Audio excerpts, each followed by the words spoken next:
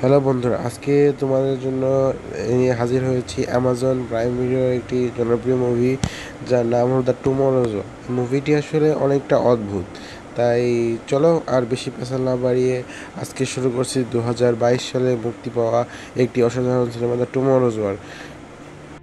So মুভির প্রথম সিনে আমরা একটি লোককে আসমান থেকে পড়তে দেখি, যার একটা সুইমিং পুলে টপাস টপাস করে পড়ছে। তো এটাই হলো মুভির প্রধান চরিত্র, এর নাম হলো ড্যান ফ্রস্টার, একজন সাবেক মিলিটারি, মানে ইউএস আর্ম স্পেশাল ফোর্সের কমান্ডো ছিল এক সময়। যাই হোক, তো আমরা 28 বছর আগের সিন দেখি। সিনটি হলো ডিসেম্বর 2022 সালের।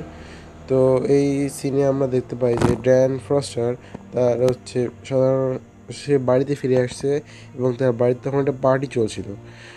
এটা আসলে তার নিজের বাড়ি এবং সেখানে সে পার্টি চলছে নিজে জানতো না। তার স্ত্রী এমা এমা এসে তাকে বলে, ড্যান তুমি দেরি করে ফেলেছো, তুমি কি ড্রিঙ্কস করে এনেছো? সে তখন বলে যে হ্যাঁ আমি এনেছি। আসলে আমরা এখান থেকে বুঝতে পারি যে ড্যান বর্তমানে কাজের চাপে অত্যন্ত চাপের মধ্যে রয়েছে। তো যাই হোক, তারপর আজকে তার মেয়ের জন্মদিন সেহেতু সে ঠিকই সময় করে আসতে পারছে, দেরি হলো। তার মেয়েকে তখন সে একটা ভালো উপহার হিসাবে একটা কেকের মতো কি দেয়, যদিও এটা তার স্ত্রী দিয়েছে তাকে, যাই হোক সেটা কথা নয়। এদিকে সে একটা কি বিষয়ের কারণে সে একটা বড় ইনভেস্টমেন্ট আশা করেছে, কিন্তু ইনভেস্টমেন্ট শেষ পর্যন্ত সে পেল না। এই জন্য তার মন অত্যন্ত খারাপ হয় এবং সে ইচ্ছা মতো ট্র্যাশ ক্যানকে বাড়াতে থাকে। যাই হোক, তারপরে ড্যান তখন আবার কিছু না করে শেষ পর্যন্ত ক্যাশ ভ্যানে তুলে বাড়িতে ফেরত চলে আসে। এখানে এসে সে তার স্ত্রীকে বলে যে আমার আসলে কিছু আজকাল ঠিক যাচ্ছে না, এখন কি করতে পারি।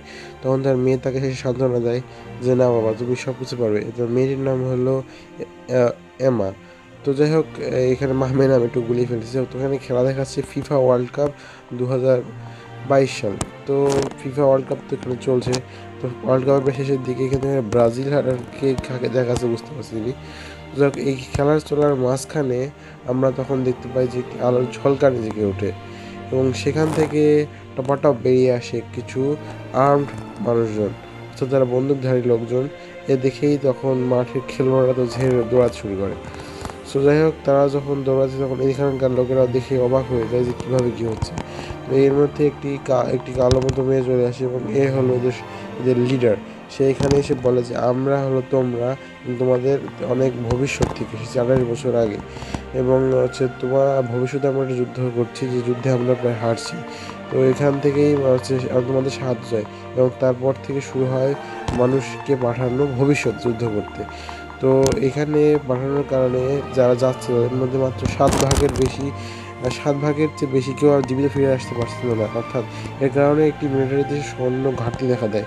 সারা বিশ্বে মিলিটারি দিয়েতে কাজ না হওয়ায় তো এখানে সিভিলিয়ানদের মিলিটারি হওয়া শুরু করে, মানে কোরিয়া ইসরায়েলে যেরকম হয় ঠিক সেভাবে। তো এভাবেও তারা ঠিকভাবে করেও তারা যুদ্ধ করতে পারতেছিল না, কেননা ভবিষ্যতে যাদের সাথে তারা হামলা করছিল এটা তাদেরকে কোনোভাবেই তারা টিকতে পারছে না, এবং এর কারণে প্রত্যেকটি দেশই জিডিপি সহ বিভিন্ন কারণে অনেক ধরনের ক্ষতি হচ্ছে। বিশ্বে বিভিন্ন দেশে তখন এর বিরুদ্ধে মানুষ আন্দোলন করেছে যুদ্ধ না করার বিষয়ে। যদি আমরা ড্যানকে দেখি সে এসব বিষয় না ভাবে পড়ে পড়ে ঘুমাচ্ছে। এখন এদিকে 12 মাস হয়ে গেছে এবং তারপরে সে একদিন তার মেয়ে তখন দুঃস্বপ্ন দেখেছে, এবং তাই সে তার মেয়েকে তখন বিভিন্নভাবে ভুলিয়ে ভালে সান্ত্বনা দিয়ে সে তাকে ঠিক করে। এবং যাই হোক, সে তখন তার পরের দিন ক্লাসে এসে কথা বলে, কিন্তু ক্লাসে সবাই অত্যন্ত মন মরা, কেননা সবাই ঠিক ভালোভাবেই জানে যে আর কয়েক বছর পরই তো তারা সবাই মারা যাবে। এখন আর কেউ পড়াশোনা করতে চায় না। তো তখন সে বলে যে ঠিক আছে, কারো কিছু করতে বললে তখন সে একটা ছাত্র কমতে ওঠে, তা হাত তোলে। কিন্তু সে বলে যে আর কেউ, তখন সে জিজ্ঞেস করে ক্লাস, বললো তো মার্টিন, সে ছাত্রটা মার্টিন। মার্টিন কী বলতে চলেছে, সে ভলকেনোকে খুব ভালোবাসে, ভলকেনো সম্পর্কে বলেছে। যাই হোক, তো তখনই একটি মেসেজ আসে এবং তাকে আর্মি হেডকোয়ার্টারে ডাকা হয়, এবং হেডকোয়ার্টারে সে তাকে বলা হয় তার সমস্ত ডকুমেন্টসগুলো দেখানোর জন্য। সে যখন তার সমস্ত ডকুমেন্ট দেখায় তখন তাকে তারা একটি মেশিনের মধ্যে হাত ঢোকাতে বলে। তার আগে তারা তাকে বেঁধে একদম শার্ট করে নেয় এবং তারপরে মেশিনের ভিতরে হাত ঢুকানোর পরে তারা দিকে তাকে প্রশ্ন করতেছে যে আপনার কি কোনো সন্তানাদি আছে নাকি, এবং সে বলে যে হ্যাঁ আমার একটি মেয়ে রয়েছে। তার জন্ম নিবন্ধন, এবং তা বলতে বলতে তার হাতের পরে 3-4টা সিরিঞ্জের মতো ঢুকিয়ে দেয়, এবং সে তখনই তার হাতে শেষ পর্যন্ত একটি বড় আকারে কী বলবো ব্রেসলেট টাইপ বেরিয়ে আসে। তো এই ব্রেসলেটে তাকে তখন বলে যে বলা হয় আপনি যেহেতু আপনার সার্ভিসের জন্য আমরা অনেক কৃতজ্ঞ, এবং বলে তাকে বাড়ি পাঠিয়ে দেয়। এবং তার তার স্ত্রী এমা, সে আসলে একজন কাউন্সিলর এবং সে এদেরকেই কাউন্সিল করে যারা এভাবে যুদ্ধ করতে গিয়ে ফেরত এসেছে। যাই হোক, তখন তার স্ত্রীর পরামর্শে তার বাবার কাছে যায়। এখানে আমরা বুঝতে পারি বাবা ছেলের সম্পর্ক অতটা ভালো নয়। এর নাম হলো জেমস এবং এ ছোটোকালে থাকতে সে ড্যানকে ছেড়ে চলে যায় এবং সে সেখান থেকে একটি ইলেকট্রোম্যাগনেটিক পালস বার করে নিয়ে আসে এবং এখানে সে বলতে থাকে যে বাবা, তুমি তো কোনো কাজ কামই করো না, তোমার কাছে C-17 প্লেন এত কিছু তুমি কীভাবে অ্যাফোর্ড করো। তখন তার বাবা খেপে যায় এবং তারপরে মদের বোতল ছুঁড়ে মারে। যখন বলে তুমি কি আমাকে ধরিয়ে দেওয়ার জন্য এসেছো, তাহলে তখন সে রেগে তার বাবার কাছে চলে আসে এবং তার স্ত্রীকে সব কথা সত্য কথা বলে এবং বলে যে তোমার মেয়েকে তুমি নিজেই জানো। তখন তার মেয়ের কাছে যখন যায়, তখন তার মেয়ে মাটি ঘুরছিল, সে তখন তাকে বলে না তোমাকে আমি দেখাচ্ছি বলে সে তাকে সুন্দর করে এটি দেখায় এবং সে তখন কথায় কথায় বলে ফেলে যে আমাকে ডিপ্লয়মেন্টে যেতে হবে। তখন বলে বাবা না, তুমি প্লিজ যেও না, কারণ তুমি এখানে বেঁচে ফেরার সম্ভাবনা খুবই কম। তো বলে না, আমাকে যেতেই হবে, কিছুই করার নেই। দেশ বন্ধু বুকে পাথর জমিয়ে নিজের বন্দুকটি নিয়ে সে তখন তার মেয়ে এবং স্ত্রীকে শেষ বিদায় জানিয়ে চলে যায় ডিপ্লয়মেন্টে। এখানে আমরা মা কথা বুঝতে পারি যেখানে তার মতো সব প্রায় বহু সিভিলিয়ানকে আনা হয়েছে। তাদের কাজ হলো তাদেরকে একটি এই ব্রেসলেট তাদেরকে টাইম ট্রাভেল করাবে এবং সেখান থেকে 30 বছর সামনে নিয়ে আসবে এবং এখানে তাদেরকে বিভিন্ন অস্ত্রশস্ত্র সম্পর্কে একটু একটু মানে বেসিক ট্রেনিং দেওয়া হয় এবং এখান থেকে আমরা বুঝতে পারি তাদেরকে 7 দিনের জন্য সেখানে যেতে হবে। 7 দিনের মধ্যে তাদের ডিপ্লয়মেন্ট ওভার শেষ হবে এবং এর মাঝখানে তারা যদি জীবিত ফিরে আসতে পারে, 7 দিন পর্যন্ত সে জীবিত থাকে, তাহলে তার হাতের ব্রেসলেটটা তাকে ঠিকই টাইম ট্রাভেল করে আবার এখানে নিয়ে আসবে। তো এখানে সে আরেকটি মোটুর সাথে দেখা করে, এর নাম হলো ক্রিস। মোটু মিস্টার, আমি কি মোটুই বলবো, মোটু তাকে দেখায় 3 জন সম্পর্কে, তারা হলো সবচেয়ে বেশি ডিপ্লয়মেন্ট যাওয়া লোক এবং এরা তারা তখন তাকে জাম্প ব্যান্ড সম্পর্কে বোঝায় এবং বোঝায় যে কীভাবে তারা এইভাবে এখানে এসেছে এবং তখন তাকে জিজ্ঞেস করা হলে সে বলে যে না, তোমরা কার ভিতরে লড়াই করছো সেটা তোমাদেরকে বলা এখন যাবে না। তারা তখন হঠাৎ করে অ্যালার্ম বেজে ওঠে এবং তাদের সেই লিডার মেয়েটি সেটাকে বলে তোমাদেরকে এখন এখানে যেতে হবে এবং তাদের কাজ হলো যেহেতু তারা ফোর্সের রিসার্চ ফ্যাসিলিটি বাঁচাতে হবে এবং এটাই শেষ ফ্যাসিলিটি যারা সেই যন্ত্রের উপরে যে গবেষণা করছিল এবং তখন এদেরকে সেখানে পাঠানো শুরু করা হয়। যাই হোক, তো এখানে পাঠানোর মাঝখানে প্রথমের দিকে সব ঠিকঠাকই হচ্ছিল এবং আস্তে আস্তে সবাইকে ঠিকই পাঠানো যাচ্ছিল, কিন্তু শেষের দিকে হঠাৎ করে একটি সমস্যা দেখা দেয় এবং তারা তখন মাটির উপরে পড়া শুরু করে, অর্থাৎ অনেক উপরে, এবং এই কারণে অনেকেই সেখানে মৃত্যুবরণ করে। তবে যাই হোক, যেভাবে হোক জেমস ফস্টার কোনোভাবে বেঁচে যায়, ড্যান ফস্টার সরি, এবং সে তখন সেখানে বেঁচে যারা তখনও জীবিত ছিল তাদেরকে তখন তারা নিয়ে এবং তারা তখন পরিস্থিতি দেখতে পায় এবং তারা দেখতে পায় যে 30 বছর পরে পৃথিবী প্রায় ধ্বংস মুখে এবং এদিকে আমরা তখন সেই কর্নেলকে দেখতে পাই যারা বর্তমানে এদেরকে নেতৃত্ব দিচ্ছে এবং এই কর্নেল আর কেউই নয়, এটা ড্যান ফস্টারের মেয়ে এমা ফস্টার। তো যখনই তারা বুঝতে পারে যারা সেখানে পৌঁছেছে কিছু না কিছু, তখন তাদেরকে নির্দেশ দেওয়া হয় CSR অর্থাৎ সিজ অ্যান্ড রেস্কিউ মিশনে। তাদের কাজ হলো সেই রিসার্চ টিমকে বাঁচানো, যে করে হোক তাদেরকে সেখান থেকে বাঁচিয়ে উদ্ধার করা। তো তারা যখন সেখানে যাওয়া শুরু করে, দেখতে পায় যে আশেপাশে অত্যন্ত পরিস্থিতি খুবই নাজুক এবং লাশের উপরে লাশ পড়ে আছে এবং তারা বুঝতে পারে পরিস্থিতি কতটা ভয়ঙ্কর। তারপরেও তারা সেখান থেকে যাওয়া শুরু করে এবং এই লোকটি দেখছো, এরা আসলে অনেকবার ডিপ্লয়মেন্ট হয়, তারা বেশি অভিজ্ঞ। তারা তখন রিসার্চ ফ্যাসিলিটি এসে পৌঁছায় এবং দেখতে পায় যেখানে প্রায় সবাই মৃত, আর এখানে জীবিত পাওয়ার মতো সম্ভব এবং রিসার্চ ফ্যাসিলিটির প্রত্যেকটি টিমের লোককেই সেই টিচাররা মেনে ফেলেছে।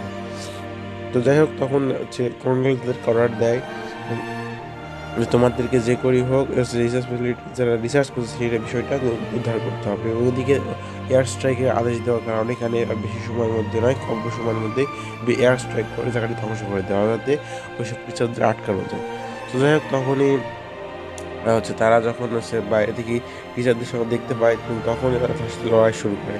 তারা কোনো মতে টিচারদের হারিয়ে তারা সেখানে মানে এটা অত্যন্ত ভয়ঙ্কর, এদেরকে বলা হয় হোয়াইট সম্পর্ক নামে। তো এই হোয়াইট স্লিপসদের কোনো মতে তারা সবাই মিলে হারিয়ে যেতে সামনে থাকে, কিন্তু এইখানে হোয়াইট স্লিপ অত্যন্ত শক্তিশালী হয় এবং সংখ্যা অত্যন্ত বেশি, তারা তাদের সাথে কোনোভাবেই পারে না এবং তারা একে একে আস্তে আস্তে মরতে থাকে। কিন্তু তখনও সবাই নিজের সর্বশ্রেষ্ঠ লড়াই করছিল লড়াই করতে করতে তারা সামনে কাঁদতে থাকে এবং সামনের পরিস্থিতি আরও ভয়ঙ্কর দেখতে পাওয়া যায়। তো তখন তারা কোনো মধ্যে এখানে বেরোতে পারে, কিন্তু এরই মধ্যে সে এয়ার স্ট্রাইক শুরু হয়েছে এবং তাদেরকে বাঁচানোর জন্য কিছু হামলা পাঠানো হলেও সেই হোয়াইট ক্রিচাররা তাদেরকে সেখানেই উপকাপ করে মেরে ফেলে। তো যাই হোক, এই দেখে তারা তাদেরকে বাঁচানোর চেষ্টা করলেও কিন্তু এখানে আর করার তাদের কিছুই থাকে না। তো তারা নিজেকে বাঁচালে তখন বাঁচা মরার লড়াই শুরু হয় এবং এবং সেই বাকি সব জন্তু তাদেরকে আক্রমণ শুরু করে এবং তাদের হাত থেকে একে একে তারা সবাইকে মেরে ফেলতে থাকে। এই দেখে তারা বুঝতে পারে যে বেশিক্ষণ টিকতে পারবে না, তখন তারা সামনে আগাতে শুরু করে। যারা মারা যায় তারা সেখানে মৃত্যুবরণ করে এবং সব পিছনে তাদের পিছিয়ে লেগে পড়ে। দিয়ে তখন একজন জখম হয়ে গেলে তখন তাকে বাঁচানোর জন্য আর একজন সেখানে থেকে যায় এবং তারা তখন ওদেরকে আটকানোর চেষ্টা করলেও এতে তেমন কোনো ফায়দা না হলেও তারা শেষ পর্যন্ত এয়ার স্ট্রাইক করে সমস্ত ক্রিচারদেরকে মেরে ফেলতে পারে এবং খুব জোর 4 জনকে বাঁচাতে পারে। এবং তারা যখন সেখান থেকে জ্ঞান ফিরে তখন তারা সেখান থেকে সর্বশেষ যে বেস এখন অপারেটিং আছে সেখানে এসে পৌঁছায় এবং এখানে সেই কালো লোকটি দেখতে পায় তার পুরো টিমই সেখানে মৃত্যুবরণ করেছে। ও বলে, তোমার জন্য আমার পুরো টিম আজকে শেষ হয়ে গেল। তো যাই হোক, এখানে তারা আমাদের কথা বললো। এখানে ড্যান ফস্টারের মেয়ে তার কাছে এবং বলে যে আমি তোমারই মেয়ে, এবং এই কথাটা শুনে সে অবাক হয়ে যায় যে কি তুমি আমার মেয়ে। তো তখন তারা একে অপরের সঙ্গে গল্প করা শুরু করে এবং তাদের একে একে কোথায় কোথায় এটা বেরিয়ে আসে যে সে তার বাবাকে এখানে ডেকেছে কারণ তাকে তার বাবার ছাড়া এত বিশ্বাস কাউকে নেই এবং সে তার বাবাকে একটি কাজ করাতে চায় এবং সে বাবাকে একটা মিশনে নিয়ে যেতে চাচ্ছে। এই মিশনটি হলো যে এদের যে লিডার হোয়াইট স্লেভসদের সেই লিডারকে ধরে এবং তার উপরে এক্সপেরিমেন্ট করে একটা এমন বিষাক্ত বিষ তৈরি করে তাদেরকে হত্যা করতে পারে। তো এই মিশনে তারা তখন বেরিয়ে পড়ে এবং এই মিশনে তখন সে বলে যে এটি রাশিয়াতে শুরু হয়েছিল সর্বপ্রথম আজ থেকে 3,000 বছর আগে এবং সেখান থেকেই রাশিয়া থেকে পুরো বিশ্বেই ছড়িয়ে পড়ে। সো এইভাবে তারা বুঝতে তো পারে যে কী করা যায় না করা যায় এবং তখন তারা সেই হোয়াইট স্ল্যাবে সেই যে কুইন তাকে ধরার লাগিয়ে পড়ে এবং সেই কুইনকে নিয়ন্ত্রণ আনাটাও কোনো ছোটো কাজ ছিল না এবং নিয়ন্ত্রণে আনতেও তাদের প্রচুর বাঘ পেতে হয়। তো তাই এখান থেকে পাওয়া যায় কুইনকে পাঠাতে তখন তার সব সৈন্যরা সেখানে সে হাজির হয়েছে। তো এরা দেখে যে তাদের কাছে বেশি সময় নেই, ড্যান ফ্রস্ট নিজেই নিচে নেমে পড়ে এবং শেষ পর্যন্ত সেও এসে বিভিন্ন কায়দা কৌশল করার পরে শেষ পর্যন্ত তাকে ধরতে তো পারে এবং তারা তখন দুজনে মিলে সেখান থেকে পালিয়ে যায়। কিন্তু সেখানে তখন ইতিমধ্যে এত পরিমাণে সেই ক্রিচার চলে এসেছে তাদেরকে বাঁচা তখন মুশকিল হয়ে পড়ে। তো ঠিক তখন তারা কোনো মধ্যে বেশি ফিরে আসতে পারে। তখন সে তার মেয়ে তাকে আসল কথা বলে যে আসলে সে তাদেরকে ছেড়ে চলে গেছে এবং সে 2030 সালে নাকি সে মৃত্যুবরণ করেছে। এই কথা শুনে সবাই বলছে তোমাকে কেন আমি ছেড়ে যাবো, তখন সেটা বুঝতে না পারে সে বলছে হ্যাঁ আমি ভেবেছিলাম এটা, কিন্তু আসলে সে তাকে ছেড়ে চলে গেছে।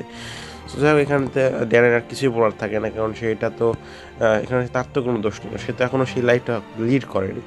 তো সেখান থেকে তাদেরকে সর্বশেষ রিসার্চ ফ্যাসিলিটি নিয়ে আসা হয় যেখানে এখনও এই রিসার্চ করে কিছু না কিছু করা সম্ভব।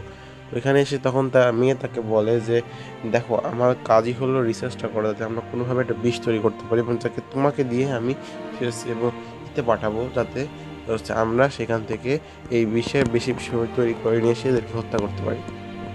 তো তখন ড্যান তা বলে যে ঠিক আছে তুমি টেনশন করো, তুমি পারবে, আমি জানি তুমি পারবে কারণ তুমি আমার মেয়ে। এবং তারা তখন একে অপরের সঙ্গে কিছু খুশি গল্প করে এবং হঠাৎ করেই তারা 100% বন্ডের তৈরি করতে পারে। কিন্তু এটা তখন তাদের সারা রাত কেটে যায় এবং সেই বিষের প্রভাবটা কেটে গেলে সেই কুইন লিডার তাদের সমস্ত সৈন্যদের নিয়ে সেই বেসে আক্রমণ করিয়ে দেয় এবং এরই মাধ্যমে শুরু হয় আবার টান উত্তেজনা লড়াই। এবং এই লড়াইয়ে তার মেয়ের একটাই লক্ষ্য ছিল যে তার বাবাকে কোনোভাবে এই বৃষ্টি সমেত ভবিষ্যৎ থেকে অতীতে পাঠানো 2022 সালে, কেননা ওখান থেকে 2022 সালে এই বিশ্বের অনেকগুলো তৈরি করা সম্ভব, কিন্তু এখানে সম্ভব ছিল না। তো তখন তারা হোয়াইট ফোর্সের সবাই মিলে তখন তাকে হত্যা করার পিছনে লেগে পড়ে। তো এরই অবস্থায় যখন সবাই প্রায় তাদের পিছনেই আছে, তার মেয়ে কোনোভাবে তাকে বাঁচিয়ে আগামী 7 মিনিট বাঁচাতে পারলেই হবে এবং 7 মিনিটের মধ্যে তাকে আবার পুনরায় অতীতে পাঠিয়ে দেওয়া হবে। সো এইভাবে তারা বহুত কষ্টে বেঁচে 7 মিনিটে থাকে। সে প্রথমে হেলিকপ্টার নিয়ে যাবে, কিন্তু হেলিকপ্টার পর্যন্ত পৌঁছানো সম্ভব হয় না কারণ এটা সম্পূর্ণ ঘিরে ফেলেছে হোয়াইট স্ল্যাবসরা। সো তখন আর কোনো উপায় না পেয়ে তারা কিছুই না করতে পেরে তারা তখন ওখানে আশেপাশে লুকিয়ে থাকা চিন্তা করে, কিন্তু তখনও লুকিয়ে থাকতে থাকতে শেষ পর্যন্ত এমনই অবস্থা সেই জায়গায় তার মেয়ের একটি কাঁটায় সে গায়ে হিলে যায় এবং সেখান থেকে রক্ত বেরোতে থাকে এবং তারই সঙ্গে আশেপাশে তখন বিস্ফোরণ ধরে আগুন লেগে যায়।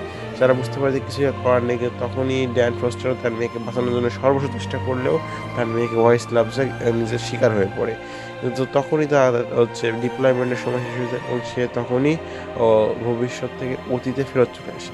এবং অতীতে আমরা এখানে দেখতে পাই যে এখানে শুধুমাত্র 4% মানুষই ফেরত আসতে পেরেছে, বাকিরা কেউই জীবিত ফেরত আসতে পারেনি।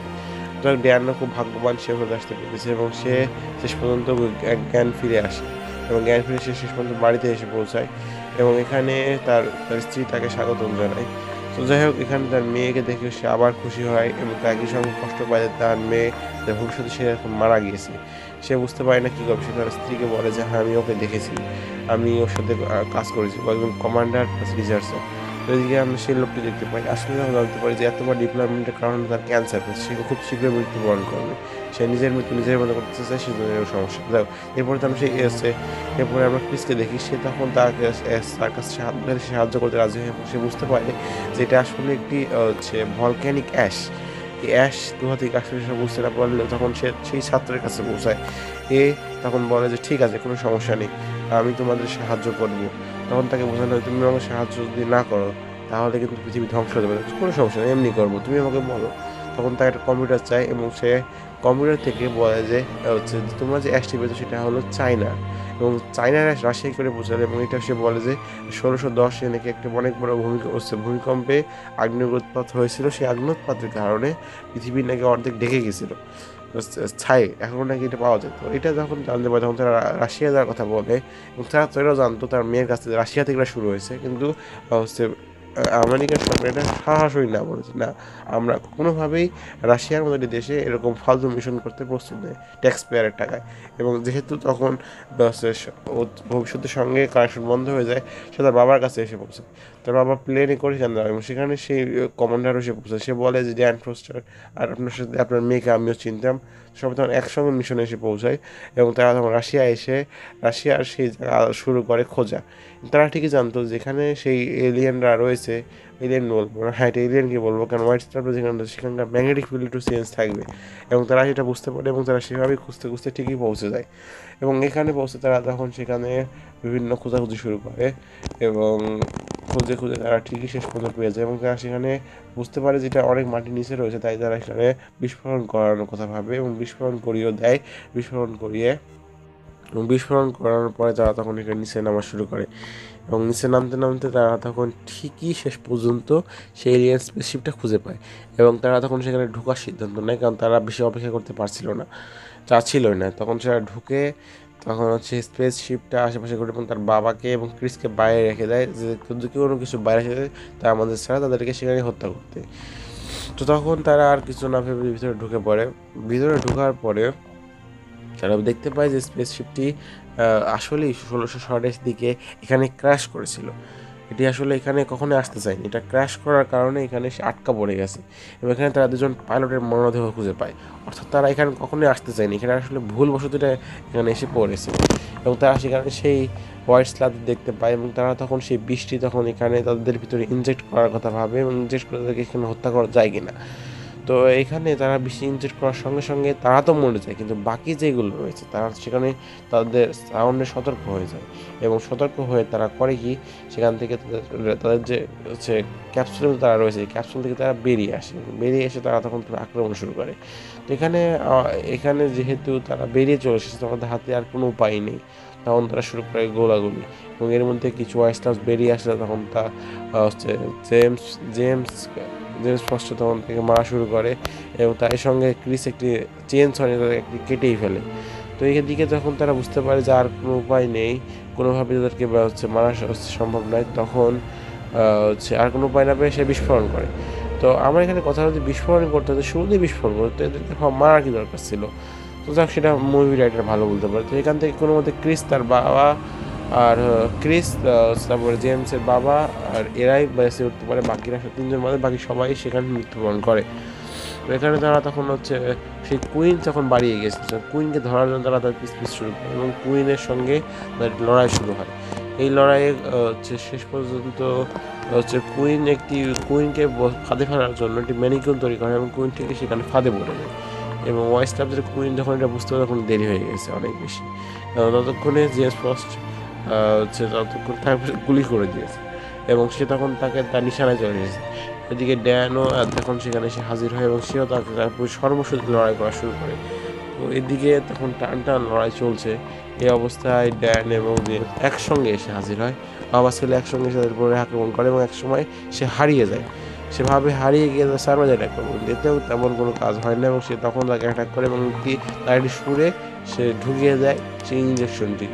তো এখানে সেই হোয়াইট স্ল্যাব যে রানী সে চালাকি করে কি তার নিজের যে অংশে সে ঢুকেছে সেই হাতটি সে কেটে ফেলে, সুরটি কেটে ফেলে এবং সেই হাতটা বাঁচে। এবং তখনই জ্যান বুঝতে পারে যে তার বাবা তাকে নিজে আত্মসমর্পণ দিয়ে তাকে বাঁচানোর চেষ্টা করছে, কিন্তু তখনই যে ড্যান উঠে পড়ে এবং উঠে পড়ে তাকে মনোযোগ আকৃষ্ট করে এবং করে তার বাবার হাত দিয়ে তার মনোযোগ সরিয়ে নেয়। তখনই প্রথমে তার বাবা একটি চোখ আর মুখ সে আর দুটো চোখই নষ্ট করে দেয়। এরপরে সে অন্ধ হয়ে পড়ে এবং তখনই তার মুখের ভিতরে আরেকটি ভাইল ঢুকিয়ে দিতে সে সেখানে মৃত্যুবরণ করে এবং এরপরে তার তিনজনের স্বস্তি নিঃশ্বাস ফেলে এবং এরপরে আমেরিকান গভর্নমেন্ট ঠিকই সেই মিশনে গিয়ে নিজেদের বলে চালিয়ে দেয়। এদিকে ড্যান এবং তার দাদাও সবার সাথে সম্পর্ক ভালো হয়ে যায় এবং এরই সঙ্গে মুভিটির এখানে সমাপ্তি ঘটে। তো ধন্যবাদ সবাইকে মুভি দেখার জন্য।